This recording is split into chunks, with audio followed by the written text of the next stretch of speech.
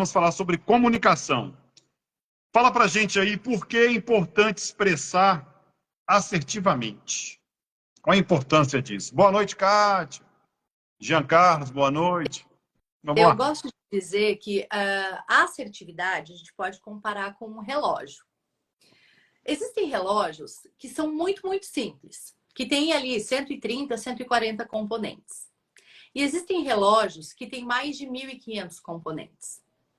Assim é a comunicação das pessoas. Existem pessoas que têm poucos recursos para explorar na sua comunicação, seja por falta de conhecimento, falta de treino, falta de oportunidade de colocar em prática. E existem pessoas que têm muitos recursos na sua comunicação.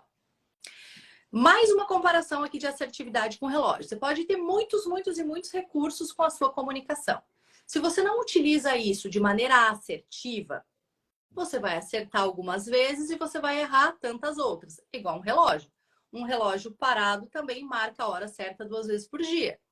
Agora, quando um relógio está funcionando direitinho, todas as engrenagens estão funcionando bem, esse relógio ele vai marcar a hora certa de segundo em segundo. Quando você tem as ferramentas, os recursos para desenvolver a sua comunicação e treina essa assertividade, desenvolve a sua assertividade, você também passa a acertar muito mais vezes na hora de se comunicar e se relacionar. Seja na hora de você transmitir uma simples mensagem para o seu colega, para o seu chefe, para o seu cliente, para a sua equipe, seja na hora de gravar um vídeo, seja na hora de fazer uma palestra ou uma live. Um erro é acreditar que eu só preciso desenvolver a minha comunicação para quando eu estiver diante de um público. Ou seja, num momento como esse em que nós estamos, Luiz. Na verdade, a comunicação é uma habilidade que a gente desenvolve no nosso dia a dia. Para que quando eu abro a câmera em uma live ou suba em um palco, eu já esteja pronta, preparada para dar o meu melhor. Eu não posso estar aqui falando contigo e estar preocupada sobre como é que eu estou mexendo as minhas mãos ou para onde eu estou olhando durante essa live. Isso tem que ser natural, tem que ser orgânico para mim. É por isso que eu preciso exercitar essas habilidades no meu dia a dia. Então, assertividade não significa estar certo sempre, ter a razão. A assertividade tem muito mais a ver com uma postura diante da vida, que inclui você se responsabilizar pelo desenvolvimento da sua comunicação e pelo seu desenvolvimento, você se responsabilizar pela maneira como você está sendo compreendido pelos outros. Porque a nossa tendência é dizer assim, olha, eu falei 10 vezes e o Luiz não me entendeu. Eu não sei mais o que fazer. Você quer que eu desenhe para você? Será que eu não tenho uma maneira mais eficiente de me comunicar contigo? Será que eu não estou falando a partir do meu perfil comunicador e espero que você me entenda? Sendo que é responsabilidade do comunicador ajustar esse perfil para que eu possa ser mais influente, para que realmente eu possa me fazer compreender? Então, a assertividade é isso. Por isso que eu falo que é uma postura diante da vida. Porque tem muito mais a ver com você entender que você é o responsável pelos resultados que você obtém com a sua comunicação, do que você ficar buscando culpados. A assertividade, muito mais do que você entender técnicas de oratória, técnicas de gravação de vídeo, técnicas vocais, técnicas gestuais ou de postura, é você se apropriar de todos esses recursos que você já tem e pensar o que é que eu posso fazer com eles para eu me fazer entender de forma muito mais clara e assertiva. Então, isso é o princípio da assertividade. Quando nós desenvolvemos a nossa assertividade, nós temos um impacto muito mais positivo sobre as pessoas. Então, a qualidade das nossas relações melhora, porque os ruídos de comunicação diminuem muito, a má interpretação diminui muito. Claro que sempre pode existir, mas as chances disso acontecer são menores. Quando eu desenvolvo a minha assertividade, eu falo com mais clareza, objetividade, começo, meio e fim. Quando eu falo com assertividade, eu consigo prender a atenção das pessoas. Eu consigo me conectar com a minha audiência, com o meu público de maneira mais intencional. Eu tenho uma comunicação que nós chamamos de mais magnética, que é aquela comunicação que prende a atenção do outro, que faz com que a pessoa queira ficar horas nos ouvindo falar, por exemplo, né? Então, esses são os efeitos de desenvolver a assertividade. A Kátia, eu vi que está fazendo uma pergunta aqui dizendo eu fico muito nervosa e me perco. Kátia, normalmente o nervosismo ele pode estar associado a dois fatores. Fatores psicológicos, como, por exemplo, experiências negativas no passado, se você já fez uma apresentação e foi muito mal, ou aconteceu algo muito ruim, como, por exemplo, você caiu do palco durante uma apresentação, ou falhou o PowerPoint e você não sabia o que fazer. São aspectos psicológicos, ou aspectos técnicos, que é falta de preparo mesmo. Por quê? Pensa só, nós passamos muitas vezes 4, 5 anos estudando numa faculdade para ter uma graduação para poder ir para o mercado de trabalho. Mas na hora de fazer uma apresentação importante, a gente acha que de um dia para o outro eu consigo preparar o roteiro, os slides e estar pronto no dia seguinte para estar em cima do palco falando. E não é assim, a gente precisa de preparo também. Então você precisa parar, fazer o teu roteiro com calma, produzir os slides, se você for utilizar slides, ensaiar, treinar essa apresentação. Porque quanto mais segurança você tiver daquilo que você está dizendo, menos nervosa você vai se sentir na hora de subir no palco. Isso eu te garanto. Outro ponto, você pode trabalhar, eu gosto de passar vários recursos para os meus clientes em relação a exercícios que você faz antes, durante, muito tempo antes, pouco tempo antes e durante a apresentação para regular o nervosismo, para que você não seja tomado, né, pela ansiedade, pelo nervosismo durante a apresentação. Vou compartilhar aqui alguns com vocês. Você pode, por exemplo, Kátia, fazer exercícios de respiração. Eles são ótimos para ajudar a controlar a ansiedade. Outro ponto, segundos, minutos, poucos minutos antes da tua apresentação, existe um exercício de estado de presença que é muito legal, porque a ansiedade e o nervosismo é um pensamento acelerado, né? Você já tá pensando que alguma coisa de ruim vai acontecer, que você não vai ser suficientemente boa, que não vai dar certo, e por isso você fica mais nervosa e ansiosa. Então, busca fazer um exercício de estado de presença, que é assim. Identifique 5 coisas que você está vendo neste ambiente onde você está. Identifique 4 sons que você está ouvindo. Identifique 3 coisas que você pode tocar neste momento. 2 cheiros diferentes que você pode sentir. Por exemplo, posso sentir o cheiro do shampoo do meu cabelo, posso sentir o cheiro do perfume que eu passei. E qual é o gosto que está na tua boca? Quando a gente ativa os nossos sistemas representacionais, que são olfato, visão, tato, paladar, enfim, nós chamamos a nossa atenção para o presente. E isso ajuda também a diminuir o pensamento acelerado e o nervosismo. É claro que não existe milagre. Eu adoraria ser a detentora de uma fórmula mágica para diminuir o nervosismo das pessoas numa apresentação. Tenho certeza que eu teria muito mais clientes e cobraria ainda muito mais caro pelos meus processos de mentoria e treinamento.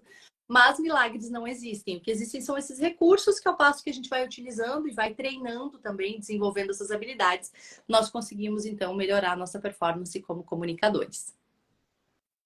Perfeito, perfeito, perfeito. Já tem para aí uns 15 dias, eu tive um bate-papo com ela. A Kátia é uma querida. Ela representa aqui no Brasil a XP Portugal. A XP Portugal está sendo implantada aqui no Brasil. Então, ela é uma das responsáveis aí. Eu chamei ela para bater um papo e realmente eu senti que ela ficou muito nervosa. E por incrível que pareça, por telefone, ela sabe de tudo. Sem me ver, sem estar aqui. Telefone. Ligou a câmera, ela trava. Mas é que comunicação é contexto, né, Luiz? Isso é muito normal, é muito normal. Então, no contexto de uma ligação telefônica, no contexto de uma reunião, que é aquilo que nós fazemos com uma certa frequência no nosso dia a dia, a gente se sai bem. Agora, quando a gente sai dessa zona de conforto e vai para frente de uma câmera ou para cima de um palco, o contexto é outro e é muito natural que as pessoas se sintam nervosas e ansiosas nesses contextos, até por falta de prática mesmo, né? Porque são contextos bem mais raros. No nosso dia a dia. Mas o importante é saber que é possível ultrapassar essa barreira, sabe? É totalmente possível. E eu te digo isso, Kátia, como experiência própria, não só com base naquilo que eu vejo e acompanho dos meus clientes. Eu fui uma adolescente que era muito tímida, eu tinha muita vergonha de falar em público. Toda vez que o professor pedia para ir para a frente da sala para apresentar um trabalho, eu começava a sofrer 2 dias antes, eu ficava vermelha, eu suava, eu gaguejava, eu tinha a impressão que a minha voz não ia sair, eu não tinha força para falar. Então, eu sei como é isso. Eu sei qual é essa sensação. E como que eu consegui virar essa chave? Primeiro, eu comecei a observar as pessoas que se comunicavam muito bem. Como elas se comportavam. Como que essa pessoa que se comunica muito bem se mexe enquanto apresenta um trabalho? Como que ela fala? Para onde que ela olha? Que gestos ela utiliza? E aí eu ia para casa e quando eu estudava para as provas, eu sempre gostei de estudar fazendo de conta que eu estava dando aula. Então eu ia para casa e eu estudava e eu ficava me observando na frente do espelho. Observava como eu falava, os gestos que eu fazia, a minha postura, para onde eu olhava. Muitos anos depois, quando eu fiz a minha formação em PNL e Neurosemântica, Kátia, eu aprendi que o nome disso é modelagem de comportamento. É quando eu observo um comportamento de uma pessoa que eu gosto, que faz sentido para mim, dentro da minha personalidade, do meu jeito de ser, e eu passo a imitar esse comportamento. Então, eu me aproprio desse comportamento por modelagem e eu incorporo ele na minha rotina. É claro que isso também vai evoluindo com o passar do tempo, né? Com o passar do tempo, eu fui descobrindo mais o que fazia sentido para mim, fui tendo mais consciência sobre o que o meu biotipo comunica, o que o meu tom de voz comunica, o que os meus gestos comunicam, para que eu pudesse alinhar tudo isso à minha marca pessoal, que é a imagem que eu quero transmitir. É por isso que eu falo que, no meu entendimento, comunicação não existe sem desenvolver a marca pessoal. Porque eu não posso chegar para um cliente e dizer assim, mexa as mãos desta forma. Porque dependendo da maneira como ele mexer as mãos, ele vai transmitir uma imagem. Ou de ser uma pessoa mais expansiva, aberta, até mesmo agressiva com a sua comunicação, ou de ser uma pessoa mais delicada, acolhedora. E esses gestos precisam estar em harmonia com o posicionamento de mercado que esse cliente tem, com o nicho de clientes que ele atende, com o perfil de cliente que ele atende. Eu procuro sempre dizer para os clientes, eu recebo muitos clientes de diferentes áreas que me dizem assim, olha, Thaís, eu tenho um escritório de advocacia, de arquitetura, eu sou médico, eu sou CEO de uma empresa. E normalmente essas pessoas vêm com um certo desejo de atender um perfil de clientes. Por exemplo, a gente vai lançar um novo produto que é para um público A mais. E eu quero me comunicar com esse público A mais. As primeiras perguntas que eu faço é: quando eu olho para o teu produto e quando eu olho para você, eu vejo esse público ou eu não vejo?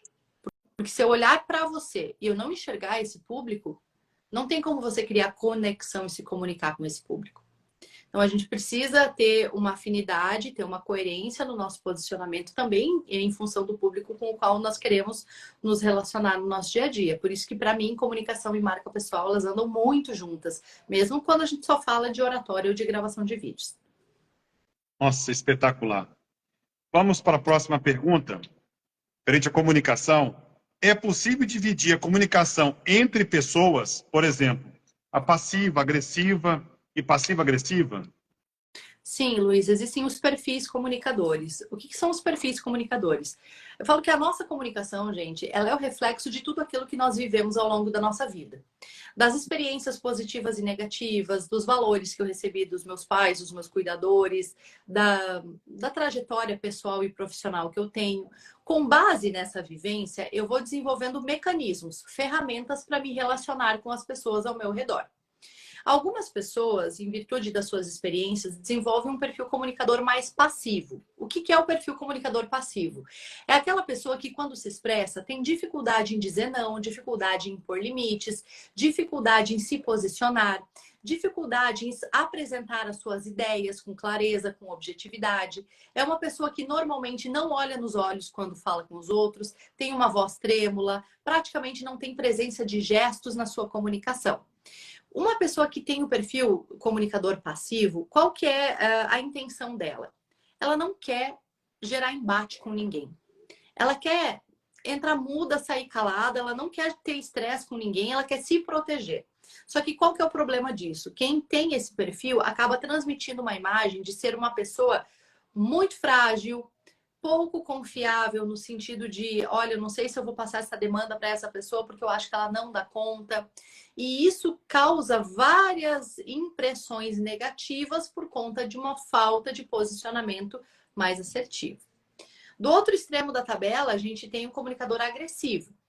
Da mesma forma que aquele comunicador passivo, por N experiências que teve ao longo da sua vida, entendeu que ele precisava ser passivo para ser consenso no ambiente, para ser aceito naquele ambiente, para ocupar o seu lugar no mundo, o comunicador agressivo ele entende a mesma coisa, só que ele reage de maneira diferente. O comunicador agressivo, ele também está buscando o seu lugar no mundo, ele também está buscando ser aceito e ouvido. Só que ele aprendeu que para ser aceito e ouvido, ele precisa se posicionar. Porque ele aprendeu que quem bate primeiro bate mais forte. E quando eu me posiciono com mais agressividade, eu marco meu território e as pessoas têm receio de vir falar comigo. Então, o comunicador agressivo normalmente é aquele que não fala, ele dá ordens, né? É diferente. Ele usa um tom de voz que é mais incisivo, imperativo. Tem a mania de interromper os outros quando os outros estão falando. Pode ser uma pessoa num alto grau de agressividade que tem dificuldade em ouvir, em aceitar as opiniões dos outros, porque está muito focado e preocupado com as suas ideias, as suas opiniões e realmente acredita que elas sejam as mais importantes. Na sua comunicação, é uma pessoa que tem normalmente gestos que são mais enfáticos, tem um tom de voz, como eu disse, que é naturalmente mais agressivo e um olhar que é mais agressivo. Porque o olhar nos olhos eu posso olhar de várias maneiras. Ou eu posso olhar com mais agressividade, com mais desconfiança e tudo mais. Então, normalmente, essa pessoa tem essas características.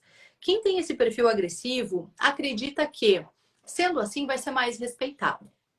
Quando, na verdade, quem tem um perfil agressivo mantém os outros longe, longe não, mas mantém o seu espaço, não porque os outros o respeitam, mas normalmente é porque os outros têm medo de contrariar, têm medo de chegar perto, têm medo de se relacionar com essa pessoa. E o problema disso é que muitas vezes eu vejo CEOs de empresas que têm um perfil mais agressivo. Normalmente são pessoas muito focadas em resultado, que é muito bom, porque traz muitos resultados para a organização, mas acaba deixando algumas pessoas pelo caminho. E algumas vezes pode ficar sabendo de problemas só quando esses problemas já estão num grau difícil de desenvolver, de solução. Porque as pessoas têm receio de chegar e dizer para ele assim, olha, eu tô com um problema aqui, né? Então, essas são algumas características do perfil agressivo. Aí existe o perfil passivo-agressivo, que é o manipulador, que é um perfil que é bastante difícil de lidar, porque é aquela pessoa que muitas vezes ela parece ser boazinha, querida, compreensiva, meiga, só que ela tem dificuldade em falar na cara, então ela vai falar pelas costas. É aquela pessoa que normalmente não vai se posicionar quando precisa se posicionar, mas vai agir nos bastidores. O que é muito ruim. E aqui existe uma ressalva em relação a esse perfil, pessoal, porque você pode dizer assim, mas isso não acontece. Gente, não é porque você não manipularia que os outros não vão manipular. Então, esse é um ponto que você tem em leitura de cenário, isso é fundamental você perceber. Quem é que manipula nesse ambiente? Quem manipula, manipula como? Quem se dá bem, se destaca nessa empresa? Se dá bem como? Se destaca de que jeito? Então, isso é bem importante saber como se relacionar com essas pessoas, né? E aí, o perfil ideal que a gente busca em termos de desenvolvimento de comunicação é o perfil assertivo, que eu já falei anteriormente. É aquele perfil que consegue se expressar com clareza, com objetividade, que consegue apresentar e defender as suas ideias, levando em conta também as ideias dos outros. O assertivo não é aquela pessoa que sempre vai ceder, não é isso. Você tem que saber negociar, mas você tem que saber também até onde você negocia. Não dá para ganhar todas as vezes, sempre. Então, em alguns momentos, eu tenho que aprender a ceder, eu vou ter que aprender a conciliar, por exemplo. Eu vou ter que aprender a argumentar com o outro que a minha ideia ela é mais importante para a organização do que a sua, em vez de simplesmente eu impor a minha ideia a você. Então, o ser assertivo é isso. E quem consegue desenvolver a sua assertividade, dizer não, impor limites, ouvir o outro, acolher quando necessário, ser mais firme quando necessário também, é aquela pessoa que normalmente estabelece relações de confiança e respeito com os outros. Por quê? Porque os outros percebem que é uma pessoa consistente, em quem você pode confiar, é uma pessoa que os outros percebem que apesar de ter uma opinião, de ser autêntico, de se posicionar, também é uma pessoa que sabe acolher, que sabe ouvir, que sabe ponderar, que sabe conciliar. E é muito difícil ser assertivo, não é fácil. É bem mais fácil quando a gente faz uma tabelinha assim e só joga as características aqui. Ser assertivo, gente, muitas vezes é você passar por cima de verdades absolutas que você tem para você. Porque você viveu lá, às vezes 30, 40 anos da tua vida, achando que o jeito certo de se comunicar era sendo manipulador. Ou que o jeito certo de comunicar era sendo agressivo. E para você conseguir virar essa chave e perceber que existem outras formas, talvez até mais eficazes de se comunicar, é preciso você rever muitos conceitos, é preciso você muitas vezes quebrar a cara, é preciso muitas vezes você entender que não é por ali que vai dar certo. Por isso que eu falei lá atrás de você aprender a ler o que o contexto está dizendo para você. Se você tem sempre o mesmo tipo de problema com o mesmo perfil de pessoa, gente, é sinal de que você está sendo ineficiente com a sua comunicação. É sinal de que ali tem um ponto de melhoria. Agora, tem um psicólogo que é o Jung, que eu gosto muito, leio muito sobre ele, e ele fala assim, que até que a dor de permanecer como você seja maior do que a dor de mudar, daí você só vai mudar quando essa dor de permanecer onde você está é maior. Entendeu? A gente, na verdade, só muda quando a gente está cansado de agir daquela maneira, de sentir aquela dor, de sentir aquele incômodo, de ter aquele problema. Aí sim a gente vai mudar. Poucas vezes a gente consegue mudar quando as coisas ainda estão confortáveis pra gente. Normalmente a gente espera chegar no desgaste, no estresse, para daí ter uma mudança na nossa vida. Mas isso faz parte da nossa trajetória, do nosso momento de desenvolvimento, e cada um também tem o seu momento de vida, né? Eu acho que é importante a gente entender e respeitar todos esses momentos para que nós possamos fazer mudanças sustentáveis aí na nossa trajetória. Espetacular. Vamos falar sobre comunicação corporal e tom de voz. Dá para se policiar em determinado ambiente?